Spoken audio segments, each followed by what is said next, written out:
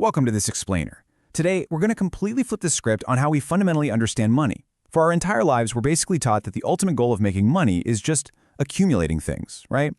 We are deeply conditioned to want the bigger house, the faster car, the designer clothes, all to showcase our success. But today, we're diving into the hard data and the actual psychology that proves we should be using our money to purchase something else entirely: psychological independence. So, let's start with the classic question. Does having more money actually make you happier? Economists have battled over this for decades, but the data has finally cleared it up, and the nuance here is absolutely fascinating. If you are already unhappy, depressed, or anxious, buying a bigger house or a fancy car simply leverages the misery you already have. You just become a miserable person sitting in a massive, sprawling mansion. Money isn't some magical panacea that cures your internal state. Actually, it's more like a giant magnifying glass. It just amplifies exactly who you already are. Section 1. The psychology of spending. Let's look at scratching the psychological itch. Okay, because if money doesn't automatically buy happiness, why are we also obsessed with spending it the very second it hits our bank accounts? Well, check out this wild statistic. Studies show that if you win the lottery, the probability of your immediate neighbor going bankrupt actually increases. I mean, no way, right? Why would your windfall ruin their finances? It's because we dangerously anchor our own baseline of success to the people directly around us. When your neighbor buys a new vacation home with their winnings, your brain subconsciously redefines that as the new normal. That pushes you to make really reckless financial decisions just to keep up with a complete illusion. We spend money to scratch a deep psychological itch. And this brings up a brilliant thought experiment about this whole status game we play. Think about it. If you were stranded on a deserted island with just your family and absolutely nobody could ever see your house or your car or your watch, how would you live? You would instantly gravitate away from luxury and shift entirely towards simple utility. You wouldn't want a Lamborghini, you'd want a dependable, rugged pickup truck. So much of what we buy on a daily basis is really just a trophy specifically designed to signal our worth to complete strangers. The comedian Jimmy Carr actually hit the nail on the head here. He pointed out that buying things purely for social signaling is just an exhausting trap. He says in your 20s, you worry about what people think. In your 30s, you stop caring. And in your 40s, you realize nobody was thinking about you anyway. When you buy a fancy car, you drive around thinking everyone is staring at you in deep admiration. But the harsh reality? They're just imagining themselves in the driver's seat. They don't care about you at all. People are way too busy worrying about their own lives and their own bills to actually admire your stuff. Moving on to Section 2, the 2 money traps.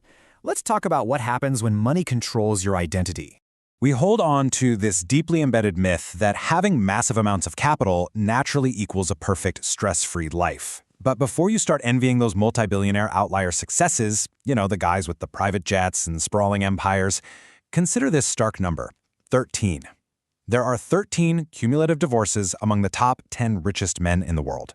It is incredibly easy to look at the highlight reel of their lives and say, man, I want that.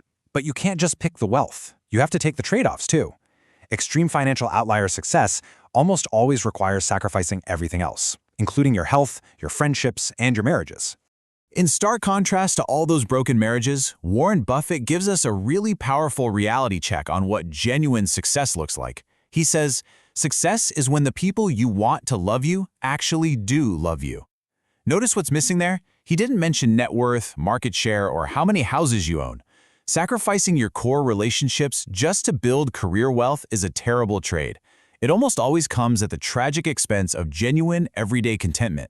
So, when money completely dictates your identity, you usually fall into one of 2 major behavioral extremes. On one side, you've got reckless spending. That's the constant, exhausting addiction to buying more just to feel validated. On the other side, you have post-traumatic broke syndrome. This is the absolute inability to spend even a single dime because you are terrified, addicted to hoarding savings out of sheer panic. Now, they might look like complete opposites on the surface, but the core issue is exactly the same. In both scenarios, money is the puppeteer. It's totally controlling your identity and dictating your daily life. Which leads us perfectly into Section 3, purchasing your independence. This is a brand new framework for contentment. So if money shouldn't be used to blindly buy status, and it shouldn't be a master that controls us through fear, what exactly should it be? Well, it boils down to a super simple formula. Independence plus purpose equals a good life. Listen, it is incredibly hard to be happy if someone else is constantly dictating your schedule, telling you what to do and exactly when to do it. You need the financial freedom to control your own time. But independence alone isn't enough. Isolated independence just leads to profound loneliness. You absolutely need a higher purpose too, like raising a family or building a community, so you don't just feel empty. Now, the crucial thing to realize here is that independence is not a light switch, it's a gradual spectrum. At the very bottom, you're totally reliant on a boss, you might even hate, just to keep the lights on. In the middle, maybe you have a 6-month emergency cushion. That gives you the immense power to walk away from a toxic situation without panicking. And at the top, that's complete, total freedom. We really need to reframe how we look at savings. Every single dollar you save is not a restriction on your fund today, you are literally purchasing a piece of your future freedom. Section 4. The passive income myth. Time to look at the harsh truth about building wealth. Let's be real for a second. We are constantly sold this dream of easy money by modern hustle culture online, but the undeniable reality, passive income as it's sold on the internet, is largely a total scam. Ask anyone who owns rental properties. Dealing with a broken toilet at 2 a.m. or chasing down late rent isn't passive, it's a stressful second job. In reality, there are only 2 genuine ways to build wealth. Option 1. Sacrifice more. You work much harder, take on way more stress, and say goodbye to your free time. Option 2. Want less. You simply lower your expectations and become perfectly content with an ordinary, comfortable life. Those are your real, actual options. So why are we so susceptible to those false promises of easy money? Why do we constantly want more? Well, psychologists call this the arrival fallacy. It's essentially a biological trick our brains play on us, completely driven by dopamine. Now, dopamine is not the chemical of happiness like most people think. It is the chemical of wanting. Because of this, we falsely believe that once we hit a specific net worth, we'll just be happy forever.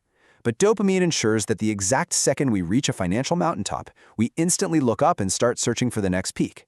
You can see this play out perfectly in real life with housing. On day 1, you buy your absolute dream house. You think, this is it, I will never need anything else. By year 1, the novelty has completely worn off, and it just becomes the place where you eat and sleep.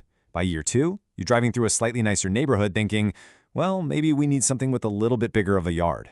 You simply cannot solve a psychological desire for more with a spreadsheet or a bigger purchase. Your brain will always adapt. It's guaranteed. Finally, Section 5. Designing a regret-free life. It's all about having empathy for your future self. As we pivot away from the nuts and bolts of money, we reach the ultimate philosophical goal here. The whole point of understanding wealth and dopamine is so you reach the end of your life without carrying the absolute heaviest burden of all, regret. Try this amazing thought exercise out. It's called the reverse obituary. Sit down and write exactly what you want your obituary to say at the end of your life. It instantly reveals what actually matters. You want it to say you were a good parent, a deeply loving spouse, a loyal friend, right? Never in a million years would you want it to mention your highest salary, the square footage of your house, or how much horsepower your car had. Your ultimate legacy will have absolutely nothing to do with your material possessions. To wrap this explainer up, let's look at Jeff Bezos' regret minimization framework. When making a major life decision, he just asks himself, what will my 90-year-old self regret? Someone once said that self-control is simply having empathy for your future self. I love that. So will your future self care that you bought a luxury watch to impress strangers? Or will your future self wish you would use that money to buy the freedom to spend a random Tuesday afternoon playing with your kids? The ultimate tragedy in life is wasted time. So I'll leave you with this provocative thought. If you keep spending money to scratch a psychological itch today, what independence are you stealing from your future self tomorrow?